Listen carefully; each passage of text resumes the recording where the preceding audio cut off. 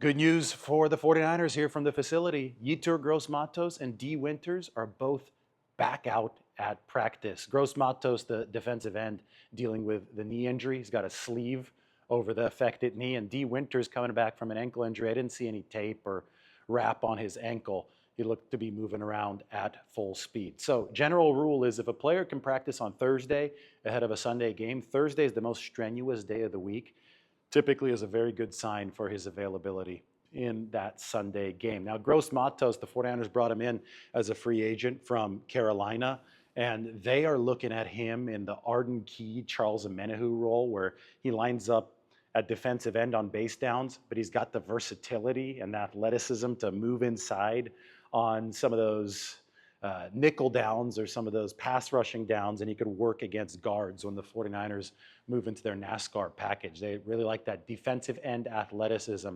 working against interior linemen, and Gross Matos has enough size to be able to fend for himself on the inside when the 49ers do make that alignment. So this makes their defensive line even stronger. I know the D-line looked very good to begin the season against the Jets, but this is a whole new test against the Minnesota Vikings, who've got a lot of good offensive linemen. They were number 3 in pass block win rate last year. Christian Darrisaw is the headliner at the left tackle position. We'll see him against Nick Bosa.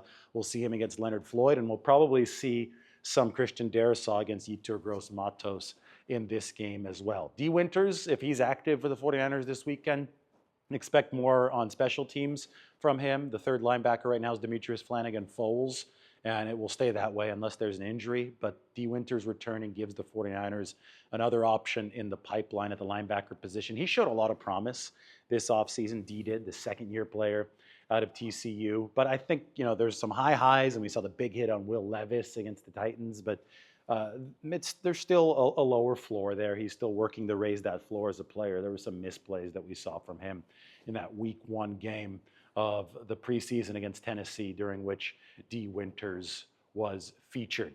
Another piece of, this is not news, but I have to address this because I see this online. Everybody's saying Christian McCaffrey is back at practice. And for some reason, everybody caught on to that terminology. And it makes it sound like this is Christian McCaffrey's first day returning to practice from the calf and the Achilles issue, and that just isn't true. He was at practice yesterday. He was at practice all last week.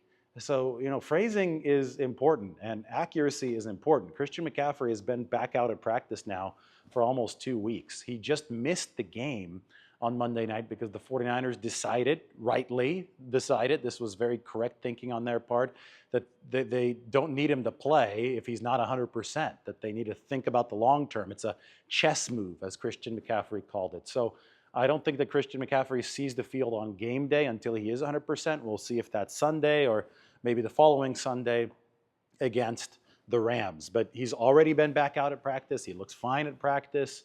And it wasn't like he's back at practice today, like it was some kind of return for Christian McCaffrey. Those of you who follow me on social media, on Twitter, or they call it X now, you probably heard my announcement this morning. This game against Minnesota will be my final game covering the 49ers for The Athletic. Now, I'm still going to be covering the 49ers just for a new company. The announcement on that front is coming soon. I do have to say, it's been a fantastic 7 years. Started in tiny co-working space, The Athletic did, when I signed on in 2017, and I'll share some more memories and more stories. Obviously, we were acquired by the New York Times. It's been a major success story over the past 7 years, and I cannot wait to share with you what is next.